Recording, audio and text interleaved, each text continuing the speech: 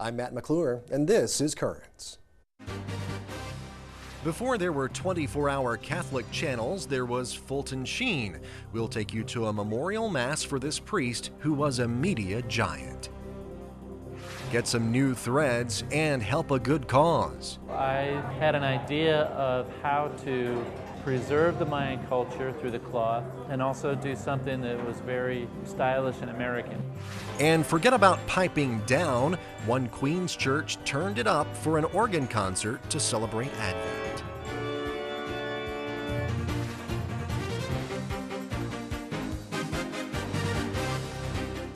Well, good evening. Thank you so much for joining us tonight. Francesca has the night off. Well, Fulton Sheen, if it wasn't for his pioneering work on TV, the net may never have been founded. Long before 24-hour Catholic television stations, Archbishop Sheen was bringing religion into people's homes. And that was at a time when there really weren't that many TV stations, period. His popular TV show, Life is Worth Living, went head-to-head with Mr. Television himself, Milton Berle, and won. Sheen was born in Peoria, Illinois, but made a name for himself here in New York, not only as a TV host, but also as an auxiliary bishop for the New York Archdiocese. Now he's being considered for sainthood, and yesterday, on the 30th anniversary of his death, a memorial mass was held at St. Patrick's Cathedral, where Sheen is buried. The principal celebrant, New York's Archbishop Timothy Dolan.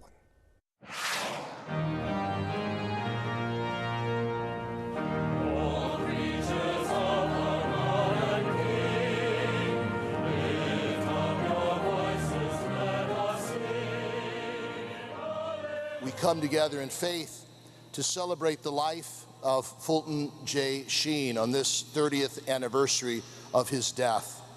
This Mass, this Eucharist, was the heart of everything that he did.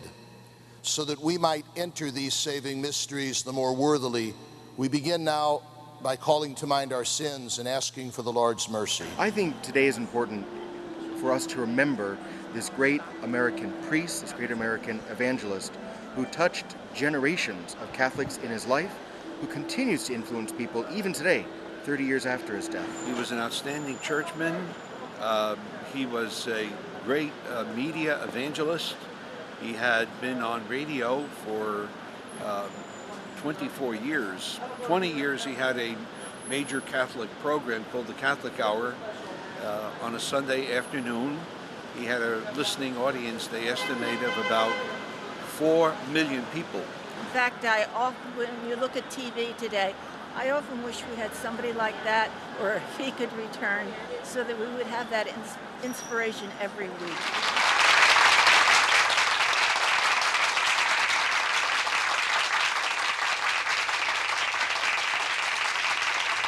It is in this very sanctuary that on October 2nd, 1979, Pope John Paul II embraced him and called him the preacher to the world. The cure for lonely people. We do the same thing with our prayers. We wouldn't do to a doctor what we do to God. Would we go into a doctor and mumble off all of our symptoms and then say, "Bye, doctor"? Not listen. So listening on our part, refusal to listen, is one of the causes that intensifies this forsakenness. I first got to know Archbishop Sheen in the 1970s when I was growing up, even before I knew who he was. I remember reading some of his picture books and learning that prayer he made famous to Our Lady, lovely lady dressed in blue. Then when I was in college, a friend of mine introduced me, wanted me to read one of his books. And I said, if this Fulton Sheen guy were so important, he'd be a saint. And now 20 years later, here I am in charge of making him a saint. In his TV program, he had such success that he won an Emmy as most outstanding personality on television. It would be remarkable if you've got a man who achieves such success in the TV industry as to win an Emmy, and then in the religious sphere to become a canonized saint. We're hoping that he'll be beatified. He certainly deserves it because of the following he had and how many people he influenced with his philosophy of life. All the documentation for that cause is in the Vatican now, being pored over by canon lawyers. We have 2 alleged miracles documented, waiting the Pope's review. So we're very hopeful. In fact, one of the reasons we gather in prayer here at St. Patrick's is to pray for that cause, that if it is God's will, Fulton Sheen could be the first American-born male declared blessed and declared a saint of the Catholic Church. I want to tell you, my good people, that I have to leave you now. Are you a bit lonely? I am. I'm lonely too. Bye now, and God bless you.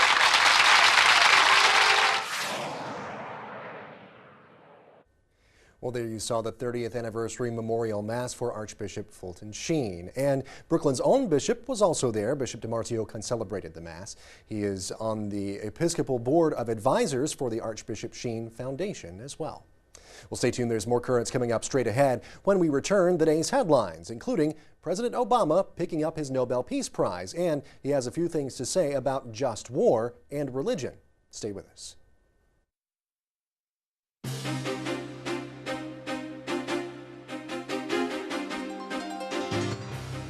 Welcome back to Currents. I'm Matt McClure. Coming up in a bit, we'll take you to an annual event in Queens to mark the season of Advent with music and prayer. But first, let's have a look at the day's headlines. President Obama was in Oslo, Norway this morning to accept the Nobel Peace Prize. He's just the third sitting U.S. president ever to receive the prize. The Nobel Committee's decision has generated both high praise and some sharp criticism since it was announced in October. I have no doubt that there are others who may be more deserving. My task here is to continue on the path that I believe is not only important for America, but important for lasting peace and security in the world. The president defended the war in Afghanistan as a just war. He also said that no holy war could be a just war. He called the concept of holy war, quote, incompatible with the very purpose of faith. He says, for the one rule that lies at the heart of every major religion is that we do unto others as we would have them do unto us. Yogi Berra said it ain't over till it's over. Well, apparently the fight over abortion coverage in health care reform is far from over, at least according to the head of pro-life efforts for the U.S. Bishops' Conference. Richard Dorflinger says there is strong pro-life support in the House, so he's hopeful that restrictions on abortion funding will be added at some point to any health reform bill that makes it to the president's desk. An amendment placing firm restrictions on federal money going toward abortion failed this week in the Senate. Mix and match religion? Well, a new poll finds Americans are doing just that. The Pew Research Center's Forum on Religion and Public Life released findings this week that significant numbers of Christians in the U.S. believe in a variety of Eastern or New Age concepts as well. For example, 22% of Christians say they believe in reincarnation, 23% believe in astrology, and 15% say they've consulted a psychic or fortune teller. The study also found that those who attend church less often are more likely to profess belief in such principles than weekly churchgoers. Well, bishops in Ireland have issued a formal apology for clerical abuse of children there. In a statement released yesterday, the bishops also said they will work with the government to set up a system to ensure abuse allegations are properly handled in the future.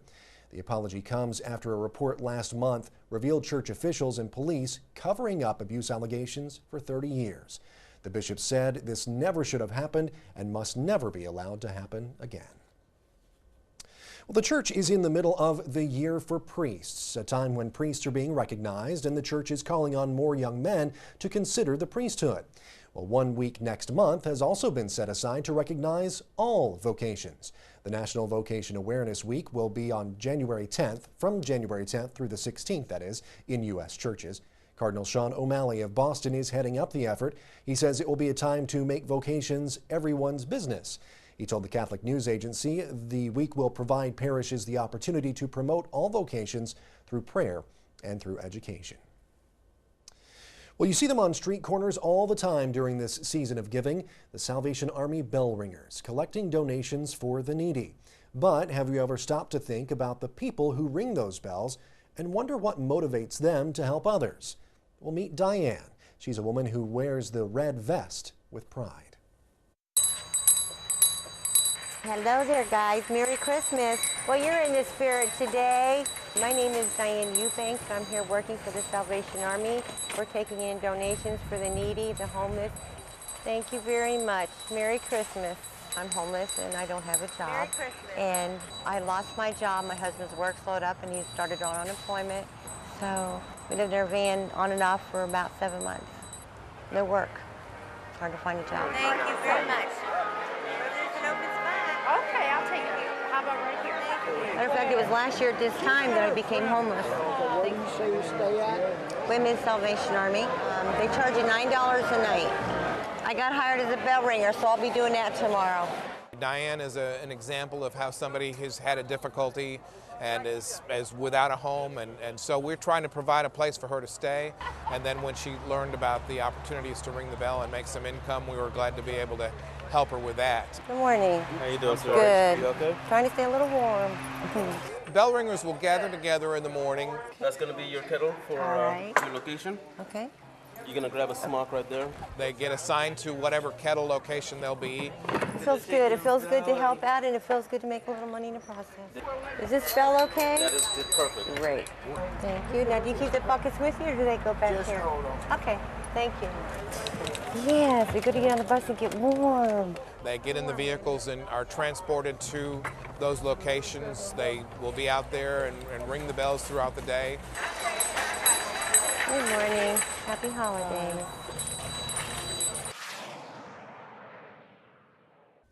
Definitely someone there who understands the plight of the needy. Well, stay tuned. There's much more currents coming up straight ahead. Coming up, you can have a clear conscience when you spend money on one clothing line. Guatemalans get the financial benefit because they're able to work in their homes, and so they get a living wage from it.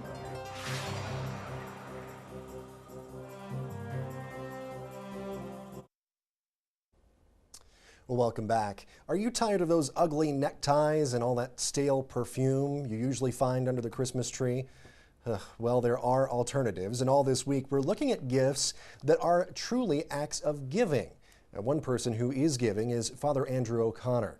He's using his talents to create something very memorable and one of a kind. In 2005, he started an organization called Goods of Conscience, creating a line of popular clothing that benefits the poor in Guatemala.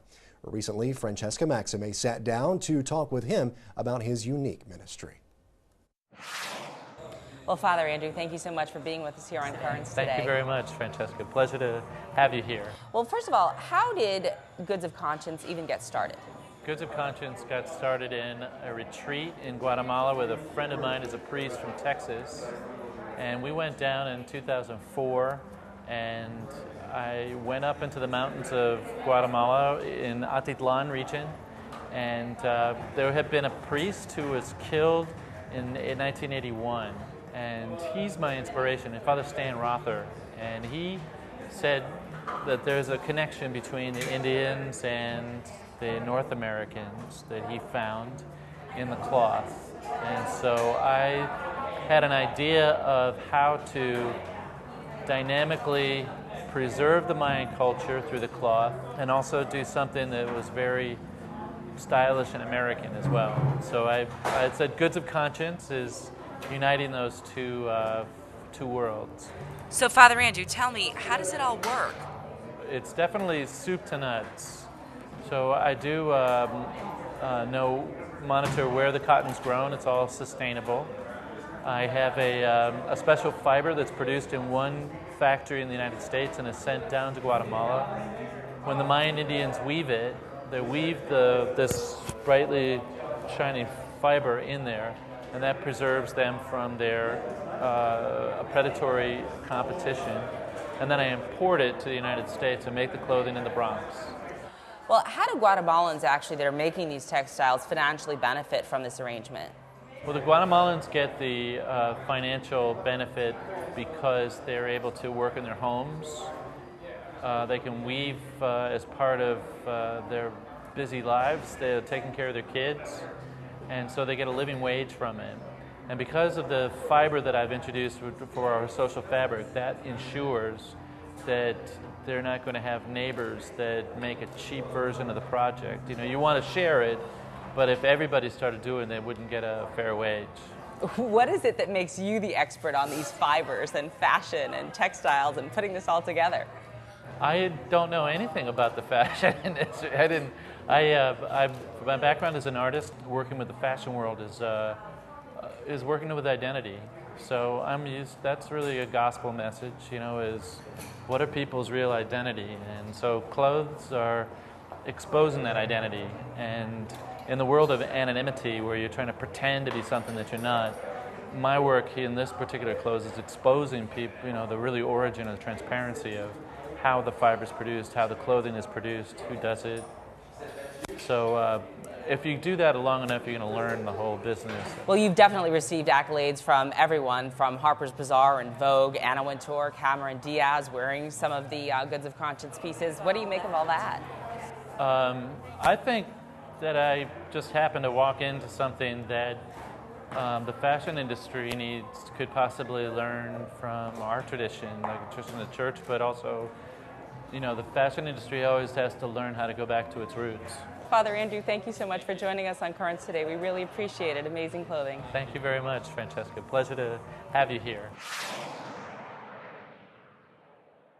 Well, there you go, looking good and making a difference at the same time. We'll be showing you more of Father Andrew's clothing, and we'll actually take you to a fashion show for it next week. But in the meantime, our series on alternative giving concludes tomorrow as we wrap up the week. Stuck for a perfect gift? Well, have a cow, man, or a chicken, or a goat. We'll show you how to improve lives through livestock. You won't want to miss that coming up tomorrow. But for now, stay tuned. Currents continues. Coming up, a Queens parish has a blast of organ music in an Advent concert.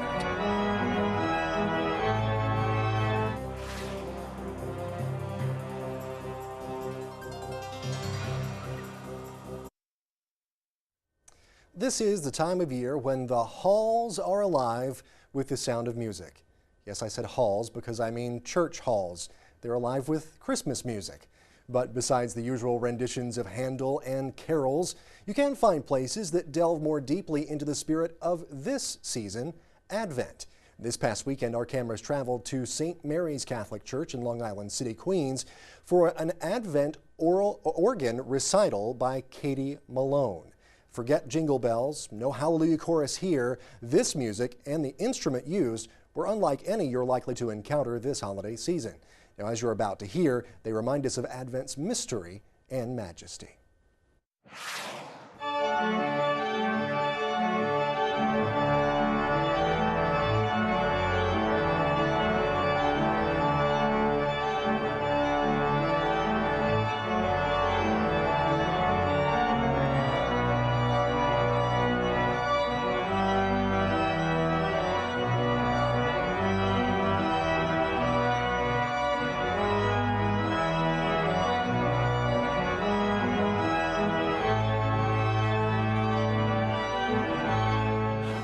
I've known Katie about 2 or 3 years now,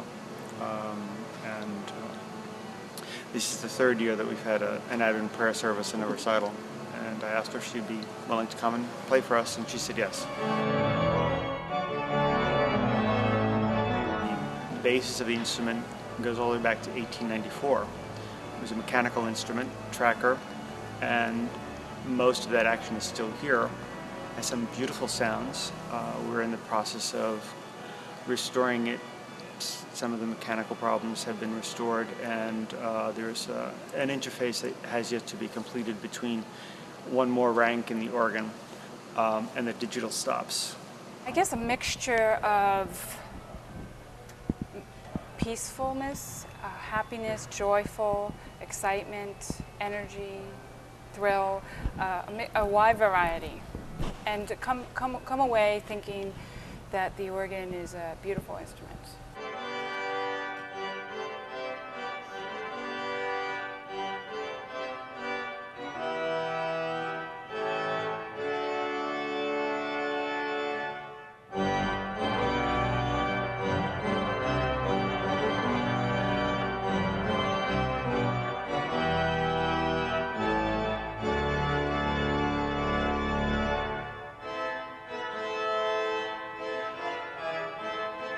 In preparation for the coming of Christ's birthday, hope, a season of hope, where we enjoy each other in prayer, and especially in trying to experience the coming of Christ, and most importantly, the peace in our hearts that only He can give and not the world.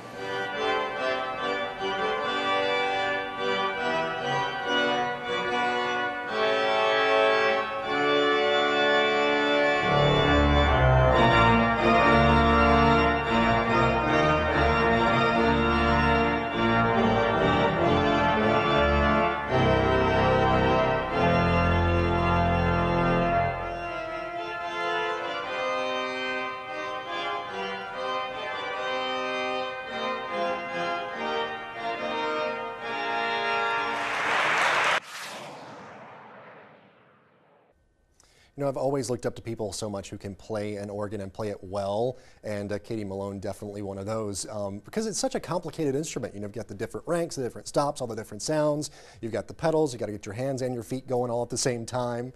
It's a complicated thing to do, and to play such a big, grand instrument, and one that has such history, obviously, in that church, is definitely an amazing thing. What a season Advent is, huh? Well, that's it for this edition of Currents. Now, coming up tomorrow, Becoming Latino.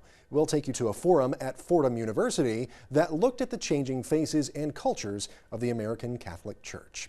In the meantime, though, you can always catch us online. CurrentsNY.net is the website, and just reel us in there. Also, you can become our fan on Facebook. Just go to facebook.com/CurrentsNY to check out our fan page. We'll have all the latest news there. We'll keep you posted on what we're doing here at Currents. But for now, stay right where you are as we continue our special Prime Time is Christmas Time programming. Well, if you like that organ recital music that you just heard just a moment ago, you can hear more powerful music from the great Andrea Bocelli as we present his Sacred Arias at 8 p.m. And we'll have more information then as well on how you can become a member of NET and support this kind of quality programming all the year long. Well, until next time, thank you so much for watching. For Francesca Maxime and all of us here at Currents, I'm Matt McClure. Have a great night.